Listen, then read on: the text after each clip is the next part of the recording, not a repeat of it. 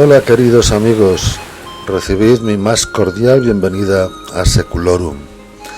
El Evangelio de Marcos nos sitúa este domingo al final del capítulo 4.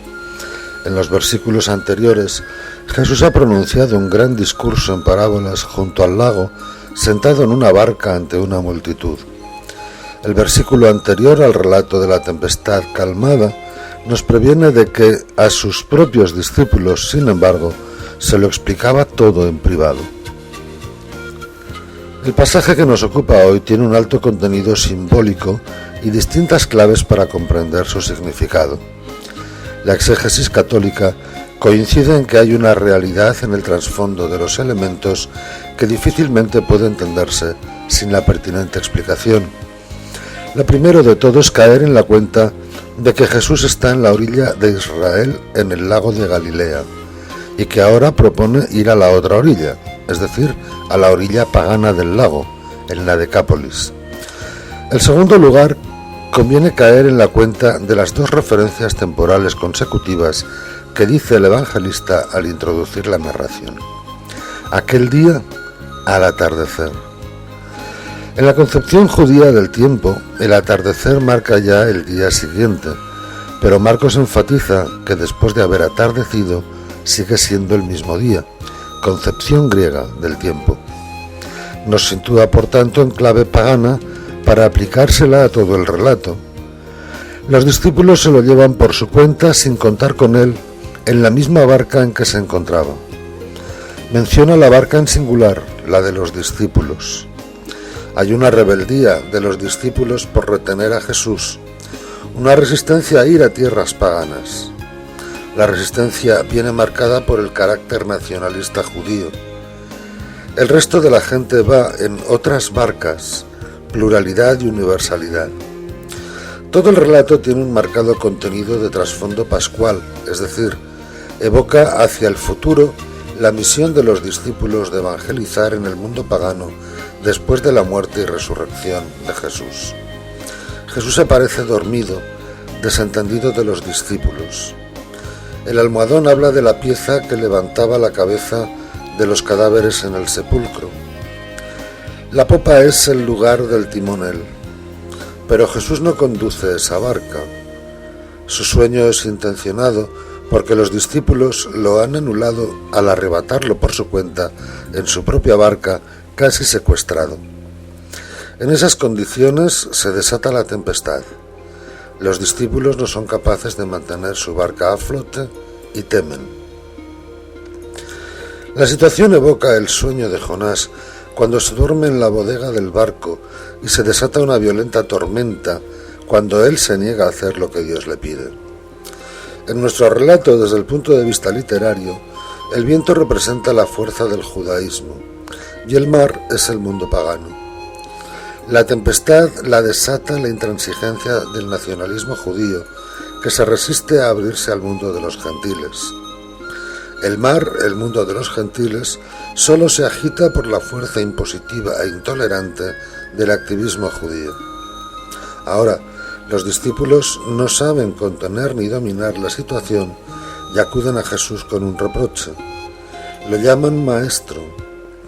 Marcos ha evitado pronunciar el nombre de Jesús desde la introducción. Con ello acentúa su ausencia en el planteamiento del relato. Jesús no tiene nada que ver ni con el nacionalismo judío ni con las peleas entre judíos y paganos. Lo más probable es que el evangelista esté plasmando aquí la realidad que ha visto y ha vivido en sus comunidades, las tensiones entre los judaizantes y los cristianos provenientes del mundo pagano. Los discípulos ya han probado lo que es estar sin Jesús o con Jesús ausente, y la situación se les va de las manos, porque la barca, su barca, la de ellos, se llena de agua. Solo recurren a Jesús ante la emergencia del desastre que se avecina. Jesús se ha mostrado impasible hasta que han querido contar con él, y ahora actúa. Increpa al judaísmo, el viento, y manda callar a los paganos, el mar. La calma llega por la actuación de Jesús. Ahora el reproche es de Jesús hacia los discípulos. ¿Aún no tenéis fe? pero solo aumenta el desconcierto entre ellos, que ahora se preguntan lo mismo que sus paisanos en la sinagoga de Nazaret. ¿Pero quién es este? La distancia entre Jesús y los discípulos es infinita. El relato de la tempestad calmada es en realidad la narración del pulso que existe entre los judaizantes y los convertidos del mundo pagano en las primeras comunidades cristianas. Es también el deseo del judaísmo de apropiarse del favor de Dios y de negarlo a otros pueblos con el pretexto de ser el pueblo escogido.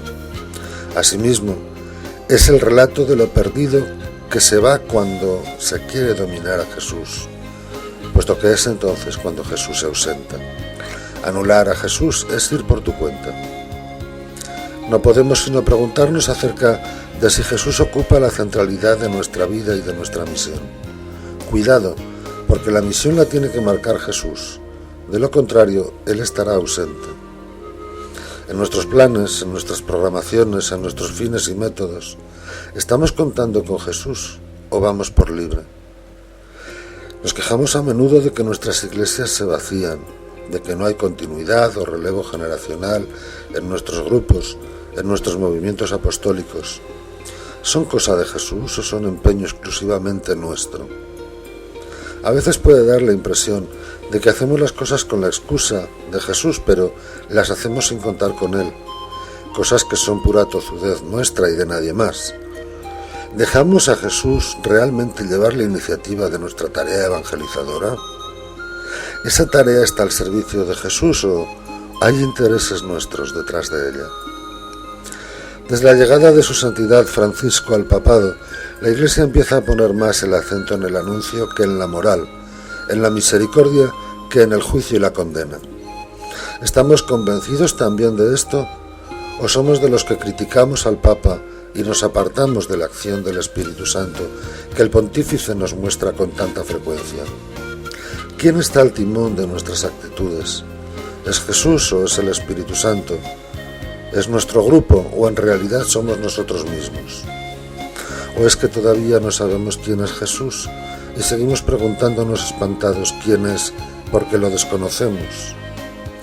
Nuestras tormentas las provocamos nosotros mismos la mayoría de las veces. Lo que tenemos que hacer es dejarnos guiar por Jesús y tener una mente abierta como la suya a que Dios sea el Padre de todos y vivirlo con gozo. Os deseo pues que viváis con Jesús toda vuestra vida, para que así las tormentas que os azotan estén calmadas con su presencia. Nos volvemos a encontrar aquí, si Dios quiere, el próximo domingo. Gracias.